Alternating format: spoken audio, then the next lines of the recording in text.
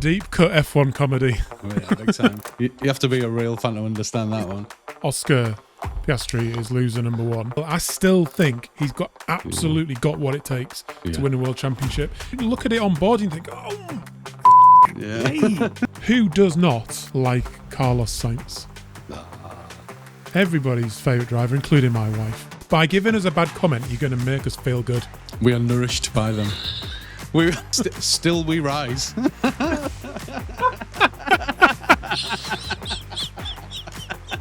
Hello there and welcome back to the Zero Credentials F1 podcast. We're here today to talk about what we think are the 5 biggest losers and the 5 biggest winners from this weekend's Azerbaijan Grand Prix of 2025. That's coming up now, so let's roll the credits and Nelly will get straight into it. Let's go.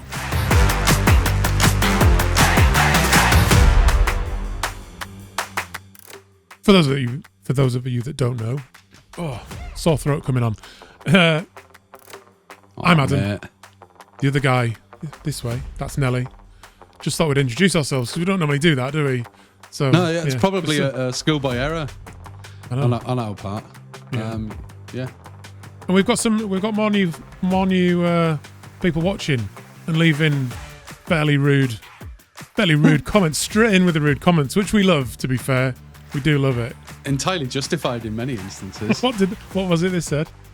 Well, I'm paraphrasing here, but something along the lines of, this podcast is testament to the fact that expensive equipment shouldn't always be available to the common man. To allow us to upload this tripe onto the internet and let people... It's too easy for people like us, basically, to create content and publish it on the internet for everyone to see. But we should be kept in our box. He took the time to send a message. We're living rent-free in his head. I'm having a little holiday in his head now. So thanks for that. It's nice and cozy in your head. I might come back next year. I love it. Yeah, I always find that funny when they've been motivated so much to comment, which means we've got a reaction of some description. Yeah, absolutely. And that's better than being the grey man in the corner, isn't it? It takes a special kind of venom to comment in the internet, to say I'm so outraged with what I've just seen, watched or read that I'm going to log into an account. I'm no guest facilities here. I'm logging into my account and I'm going to write what I really think, and then these guys are going to take it away. So actually, thinking about it from what that guy said, we'll probably just pack it all in. That'll be it then now. What's the point if he's not happy? I know. What he's I done, enjoy though, the snidey ones the best. I'm sure he said something about this podcast has these certain vibes. He's been delivering bad vibes, which have created good vibes. I think that needs to be our response to bad comments, is that any comment is a good comment. And by giving us a bad comment, you're going to make us feel good. We are nourished by them. We feed on that shit. So go as low as you can. Go as low as you can, because we will only... Especially if you're Australian. Yeah. Still we rise.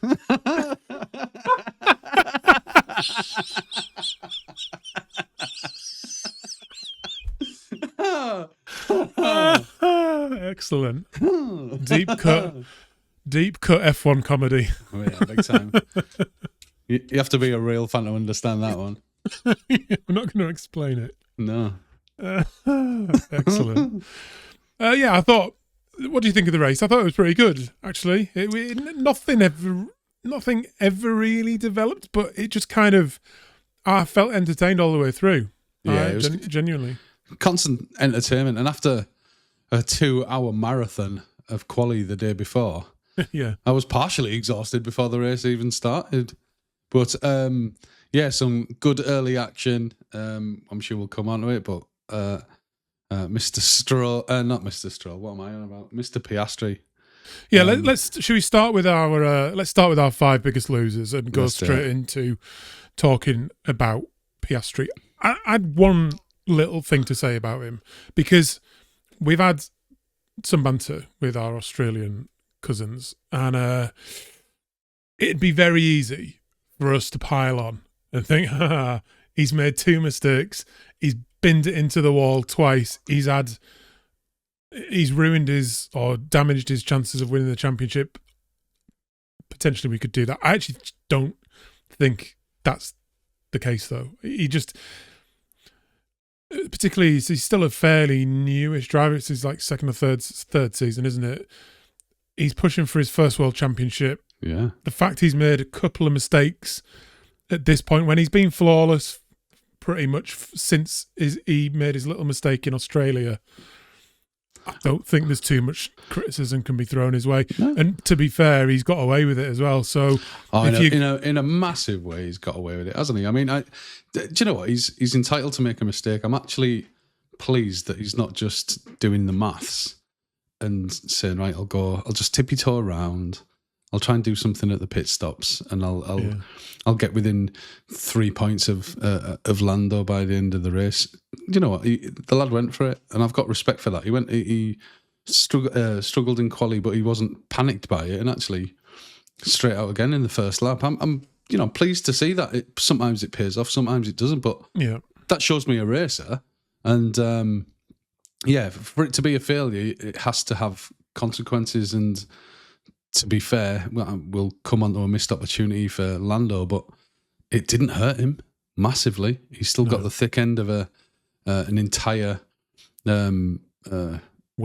An entire win and a DNF essentially for Lando ahead. So he's got a DNF in hand if he needs it, with Lando winning. So it could have been a much, much more painful weekend for him, but no, respect for actually getting out there and trying. He also provided, there's one of my favourite shots of the weekend from the cameras with him out of the race, sat by the track, watching the race on his phone. On a phone, and which then sparked the conversation between Hannah and I. It's like, whose phone was it? Was it his phone, and did he have it in the car? Had he acquired a phone from maybe a marshal who had it on, or did one of his people come down to where he was with his phone? Like, I couldn't quite figure that out. If one of his people that came down with his phone, then that means he could have got back to the pits, arguably, in terms of making his way through. Yeah. Surely they can't go around with the phone on them. Surely they can't. There's a little pocket for it inside the car. Shockingly underweight. There's a little bit of netting. Yeah. Yeah. Do you think they've got like hands-free calls in the other ear as well? So they can, Mum, I'll be back tonight. Can we have pizza for tea? I mean, if there's been times when Toto Wolff has been on the radio in the car virtually from some other country. I don't know. If surely not. I hope he just. I hope one of the stewards, one of the car side stewards, just said, "There you go, pal. You caught here for the next hour and a half." I think they quite like staying at the side of the track because they can avoid the press. Yeah. They don't have to go straight into the pen and get and kill down a bit. Get there. It's probably a very solid tactic because everybody else who finishes the race has to come out of the car, and within 15 minutes they're in the pen. Getting, and they're still up a height. They're still wound up, aggressive, whatever. And that's when you can make mistakes in terms of what you say, in terms of your PR part of your job. But So for this weekend only, Oscar Piastri is loser number 1. Yeah. Loser number 2, who we've already mentioned, increasingly disappointing, is Lando Norris. I love Lando. I want Lando to win this championship because I'm British. He's a nice lad. I want him to win it. But my doubts are increasing week after week after week. And I just have this horrible feeling that if he doesn't bring it home this season, he's never going to. Yeah. It's going to be it.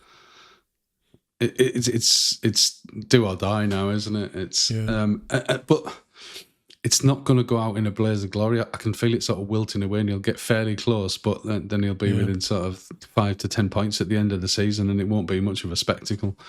One of the big winners, obviously, this weekend was Max Verstappen. We'll come on to him a little bit later, but his, like you mentioned, the qualifying was quite long, and there's loads of people had been out, loads of people had crashed. I think there was only 8 runners in the last little stint of Q3. I would have banked my house on that point at that point that Max would get pole and Lando didn't have a chance. Because after all that stress that's building, all that anxiety of those delays, you just know Max is going to deliver. And he did. And it's that because Max is at the absolute top of his game. He's still undoubtedly the best driver on the grid at the moment. And I cannot see it that Lando is going to elevate to that kind of performance or that kind of level. I just can't see it at the moment. I think there are a few people on the grid who I still think could. I don't want to jump too far ahead here, but a second winner of the weekend was George Russell. He's been ill. I still think he's absolutely got what it takes to win a world championship. He's thinking in the car. He's bolshy at times. He's much more aggressive in terms of the way he tries to drive the team forwards. He's not intimidated by someone like Toto Wolff. They're obviously in some sort of like contract negotiation that's on. Do you know what I mean? Fair play to Russell. I think I still hope that Hamilton's still got it in him. I think Oscar Piastri most definitely has. Yeah. Other than that, I'm not sure. People like Lando Norris and Charles Leclerc. I just think there's something like how many chances do they need? Like I know it's a tough sport, and we're talking about the absolute tippy top here. Yeah. Well, this is it. If you can't win, be consistent, and I think that's what you can give Piastri much more than Lando. And I think Lando just we can blame it on DRS trains and not an ideal setup, and half his car was rebuilt overnight, but. He never looked like he was going to progress further up the field. He was just in that DRS train, and he was making no progress whatsoever. And there was no sign of sending it. You want to see the little lock up on the first corner or something to show that he's really trying, even if he is 5 or 6 car lengths back. You want to see that he's gunning it, a bit like Fonzie Alonso coming into the pits. Even George Russell's pit entry was out of this world. Like you look at it on board and you think, oh fuck, like Jesus, and he reckons that got him ahead of Sainz, didn't he? But I mean, I'm finding it difficult to not be negative about Lando. Like I really want to be positive for him. I really want to send good vibes out into the world, but it's proving tough. I've got to say, you got to call it as you see it, and that's what we saw last weekend. Again, absolutely love him.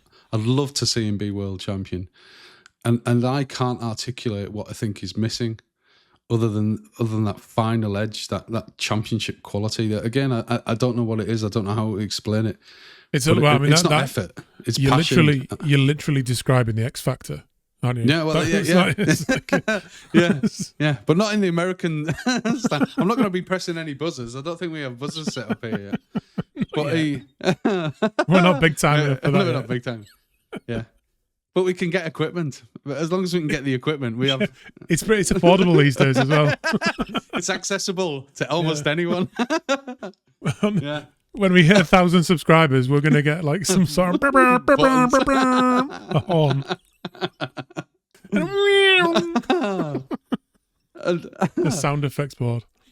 I like it, but I don't know. They maybe just had a bad weekend at the office. Clearly, a lot of cars were low drag, and that sort of levels the field a little better for them. But totally, but a missed opportunity for Lando, because he really could have taken a massive bite out of Oscar this week, and I think that's why I feel more disappointed than normal with that. On a positive note, from the sort of championship narrative, it has closed the gap a touch. Yeah. So and we'll come back on to Max, but he's obviously pushing now as well.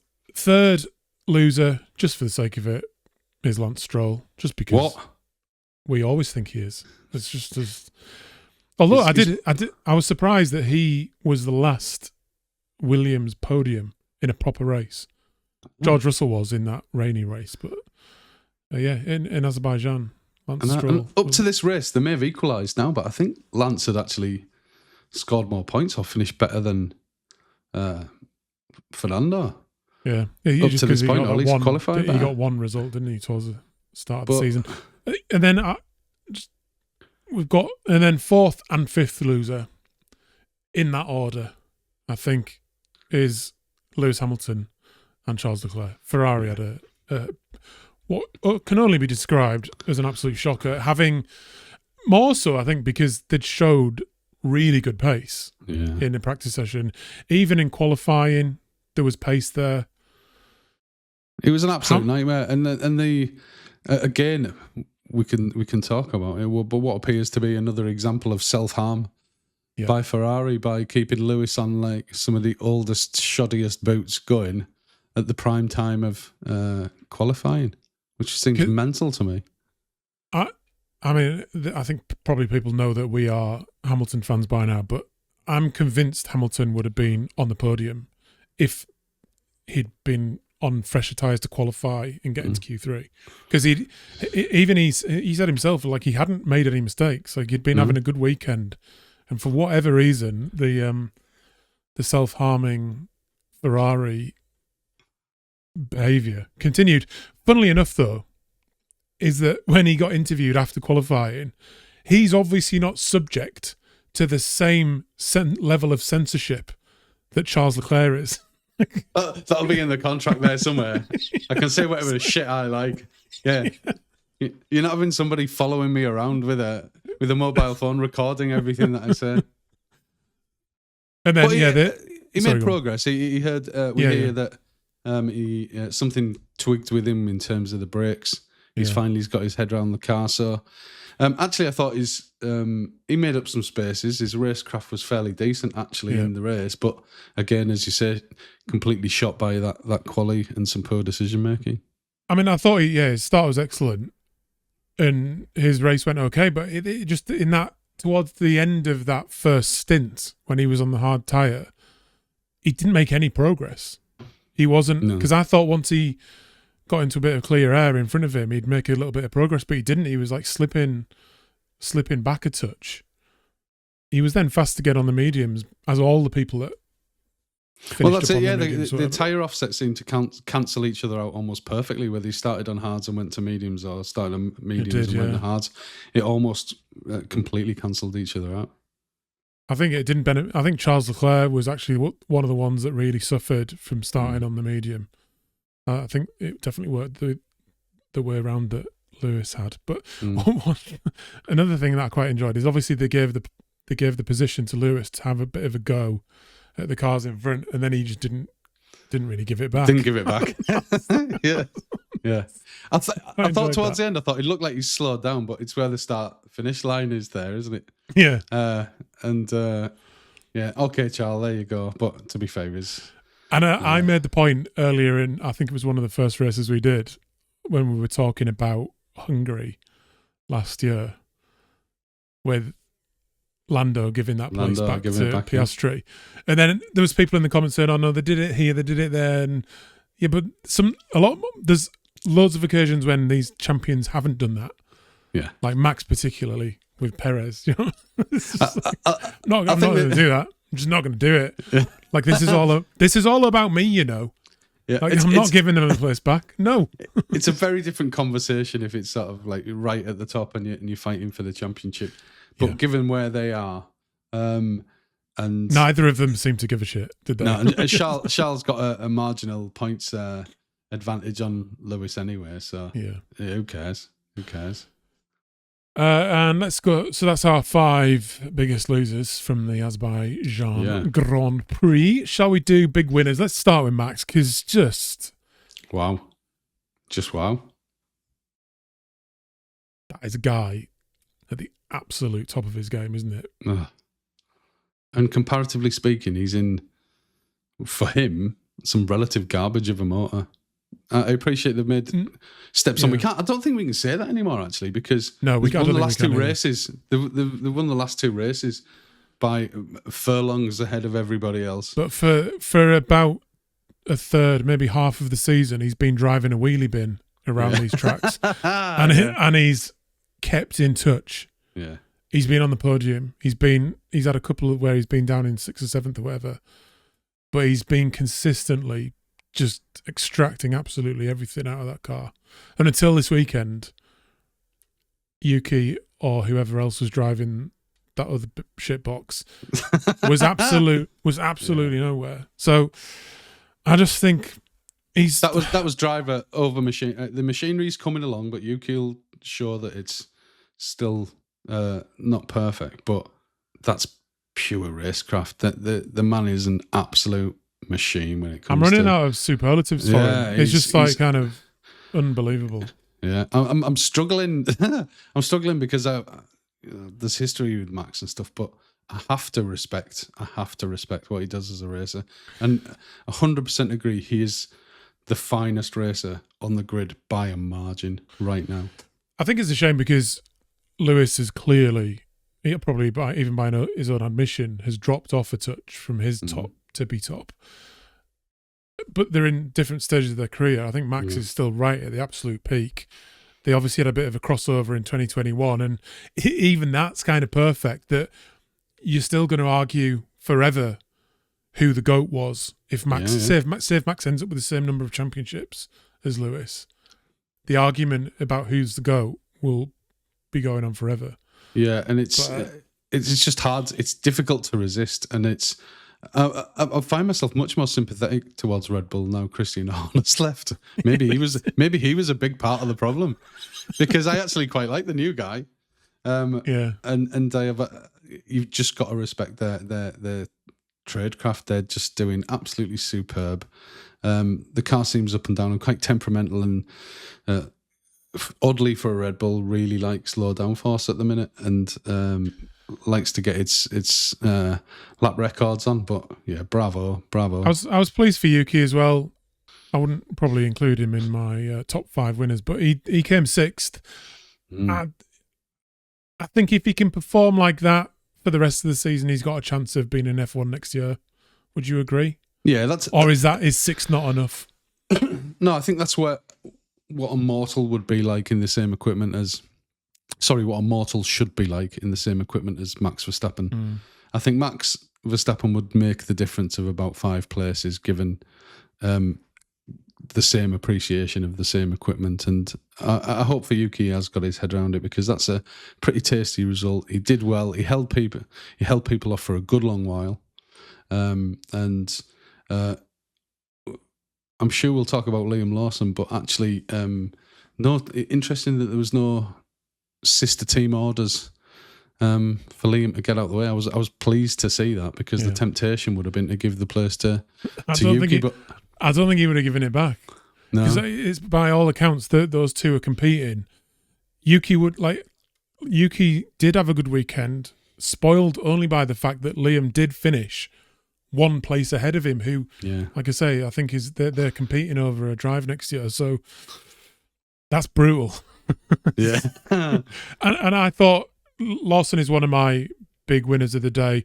Yeah. Not just for the result he got, which is 5th, but the way he held that position. He held it against Charles for ages, didn't he? Yeah. In that first stint. Yeah. And then in that second stint, he was holding Tsunoda, Norris, Hamilton up. But they couldn't get past. No, so it's magnificent drive.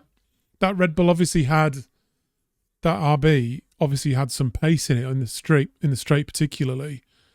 But I think probably the way he managed his battery, the way he's come out of that last corner in good nick every single lap, to get because you need that to get that drive down the straight. I thought I don't know. I thought it was a pretty good performance. I'd be really happy if I was him with that. Yeah, he must have been extremely exhausted after that race, because the concentration. Because you can't just take the protective line into turn 1, because it wrecks you for turn 2 and then the next DRS straight.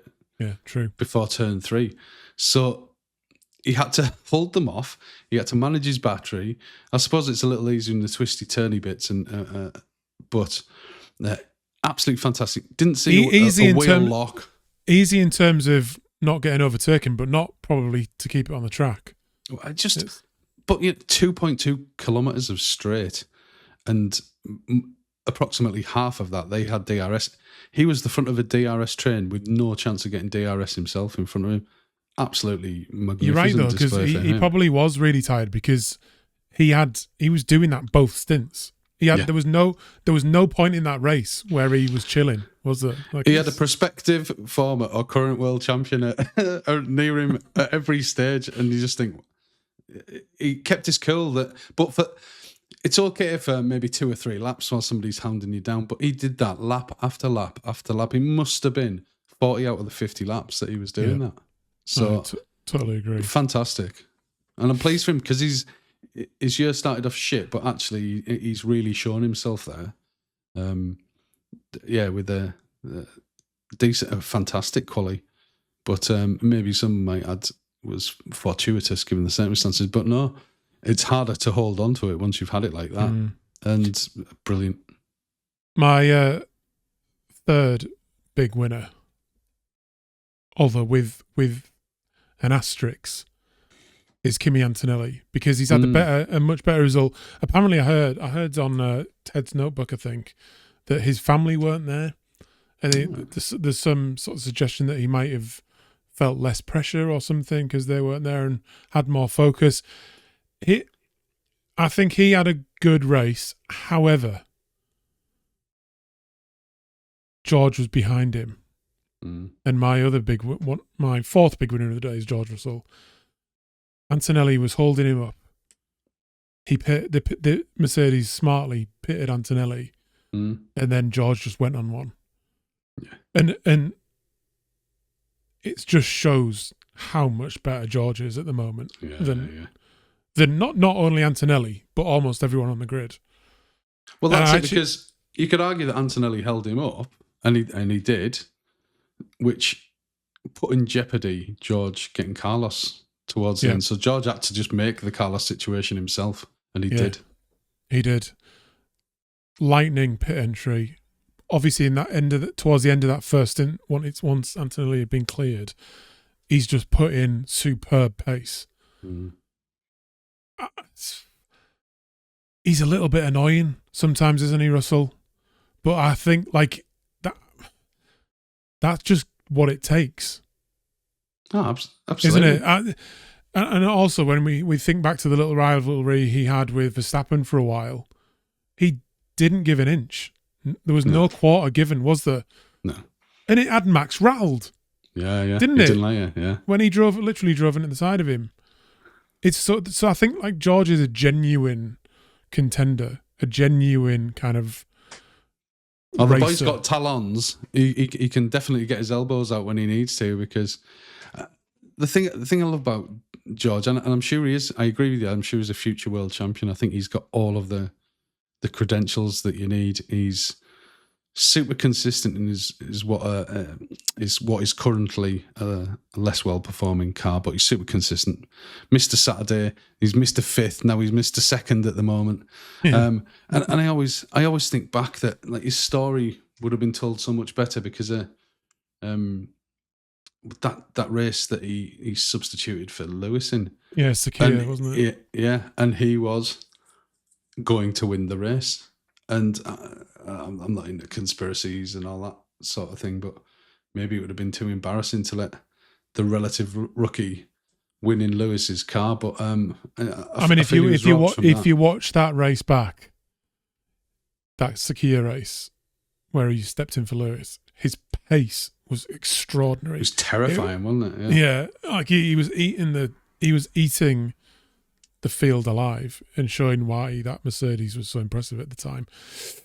Yeah, I'm becoming a slightly bigger fan of George Russell. I'm almost starting to enjoy his slightly annoying kind of bad guy vibes that he has sometimes, and just seeing that as actually that's just a winner's mentality. And George mainly confuses me because he looks androgynous. And he's got massive eyelashes like a cow. And that sort of freaks me out. Cappuccino drinking, flat white drinking element, isn't it? And he wasn't well, bless him. And I think, great weekend for Russell. Yeah.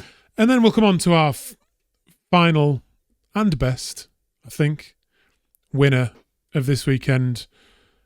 Who does not like Carlos Sainz. Ah, Everybody's favourite driver, including my wife. She great guy. never shuts up about him. Great Literally guy. never. I was genuinely buzzing for this. It was the excitement highlight of quali for me, even with Max's incredible lap.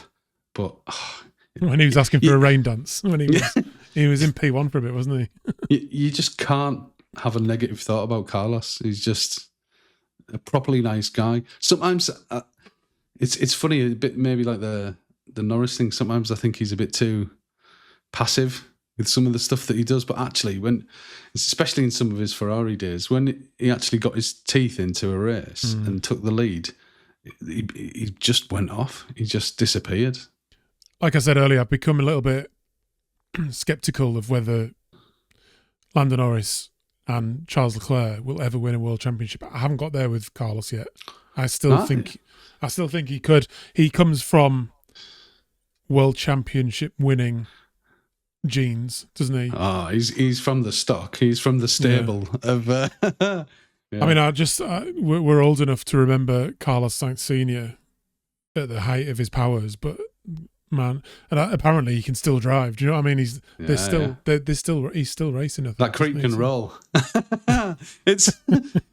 But do you know what I love about Carlos Sainz is he's made his own name. He's not under his father's shadow anymore. He's respected in his own right. I think it helps that it was a different discipline as well, doesn't it? But no, absolutely. But it's easy to point the Nepo baby finger at them and say, well, you've clearly, but everyone on the grid's got largely multimillionaire parents who've opened doors for them. That's the nature of the sport, unfortunately, these days. But Lewis famously not.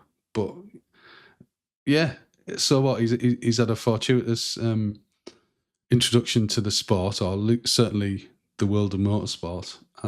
But he's got his own name now. He's not under anybody else's shadow, and I'm really, really pleased about that.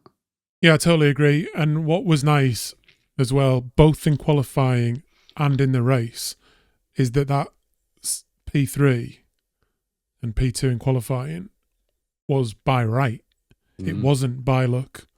Yeah, that was their pace of that Williams, which is improving all the time. And yeah, I think. But what were we all expecting before the race? To be fair, we expected Carlos, Liam, Tsunoda, Antonelli to be swallowed up, and then McLaren and Ferraris to take their rightful positions in the top 5. That's ultimately what we would have anticipated that race to be. Absolutely. One, we'll come on to our predictions in a minute, but one thing that I did predict correctly, if you recall from our pre-race show, is that I said a Williams would be somewhere potentially pushing. This is true. And I was right. We got Williams on the podium, which I thought was brilliant. So having basically been F1 fans since the very late 80s, early 90s, Williams has always been a feature. Yeah. And it's really lovely, even under new management, to see them back up there. Jimmy V, I love Jimmy V. I think he's going places, isn't he? He's yeah. He's becoming a right character as well, which I think is great. He's fun. Not a bad rescue drive from Alex. No, because it was awful at the end of. True. Quali for him as well. And I think Jimmy V's mum was probably taking paracetamol or Tylenol or whatever it is when she was pregnant with Jimmy V as well. I would suspect, but so great Tylenol. Let's not get into that. So there is 2 more big losers from this weekend, and they are on this podcast right now. You and I have had another shocker. Let me bring up which one am I? Pierre Gasly or Franco Colapinto? We've both been lapped. We've both been lapped. Oops, that's the wrong button. We're not professionals. You have all this expensive equipment and you can't do anything with it.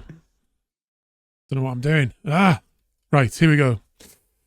These are our predictions. So obviously the field was a little different to usual, but Max Verstappen win, Max Verstappen pole position. The white man has scored a point for pole and 2 points for the race. So if I spin on to the next one, this was before this race. Already had a strong lead. Oh, shit. Now up to 19 points. He's gone 5 points clear. He'll be loving this. You are having an absolute shocker. That's not even. That's not even a. That's we haven't been doing this podcast for the whole season, so we're not. It's not as bad as it looks, but you're still doing less than a point per race. I've done a proper Yuki Tsunoda on this one, haven't I? It's not great. It's not great. Oh, Going to see that again? I'll show you again. Don't show. It's I'm not Thirdly. performing with the equipment. I'm not performing with the equipment that's been given to me. No, let's just say that. But no, I mean, to be fair as well, it's probably good because I certainly would, and you would to a certain degree, be very boastful and arrogant with a powerful lead like that. But the Whites is such an unassuming, humble, but powerfully confident guy that he won't enjoy rubbing that into our face. Oh, that's the story I'm going to tell myself to hope that he's the bigger man and doesn't do that to us. He's gonna. Are you saying he's gonna stay humble in victory? He's a humble guy. He's a humble guy, magnanimous all the way. He likes to be the best at things, though. Yeah, we all. So far, look at this. He's the best at this as well. Yeah, I'm the best at having zero credentials, which is kind of the point. So maybe flip that upside down. Yeah. Congratulations, Whites. There's a lot of points left, though. There is a lot of points left. Yeah. I've not given up yet. I don't think either of us. We both have a more determined mentality than maybe Lando Norris does. I'm waiting for the perfect weekend of grabbing pole and nailing the top 5, and then the hare and the tortoise. Here's a prediction for you. If you win this competition, our race predictions competition, Lando Norris will also be the world champion this season. I think those two things are correlated. That's my prediction. Because that is, to be fair, my hope for the title means that I want Lando to get pole and come first every time at this stage. Yeah. So yes. But if you finish third, he'll finish third, and Max will leapfrog him. But it's not looking great. That's possible. He could definitely get above Lando. Max can have a powerful end of the season. I mean, are we already through the McLaren dominance era? Are we? Because since mid-season, there's a really good chance of that. And because next year with the new engines and stuff, anything could happen. It's a lottery, isn't it? From as far as we know. So they got a season and a half, and maybe this is the one and only woulda, coulda, shoulda title chance for these guys. The more I think about it now, that could be the case. Maybe that's the question for today. Yeah, good race though. Good race. I enjoyed it, and thanks again for watching. We'll leave it there. We've got a week off now, haven't we? And then we're back. Singapore. Singapore. Is it Singapore? Singapore. Nice. Not my favourite race, but things are starting to hot up, aren't they? I'm enjoying it. I'm buzzing. A very, very quick one to finish on the Singapore Grand Prix. I worked with this lady, and she came into work about 18 months ago and said, I've booked a holiday to Singapore. And I said, that's fantastic. She said, it's for me and my husband. I said, that's fantastic. I'm taking him to the Grand Prix. And I have a good laugh with this girl. She's really, really great fun. And I always query her competence and ability to do anything of any value. And so I turned to her and said, literally, that is the most impressive thing I've ever known you do. That's the best thing you've ever done. Excellent. He's going to have a good time. No, that was last year. He had it. The nil. Oh, he did it? Yeah. did it, paid for it, booked it. He didn't ask for it. Yeah. She sounds like a superb. She's superb a keeper. Yeah. Right, thank you very much for watching. Subscribe, like, leave some rude comments in the comment section, and we'll make content out of it. Do your worst. If you dare. Because it makes us feel good. Yeah, come on, give it. Let's have it. See you later.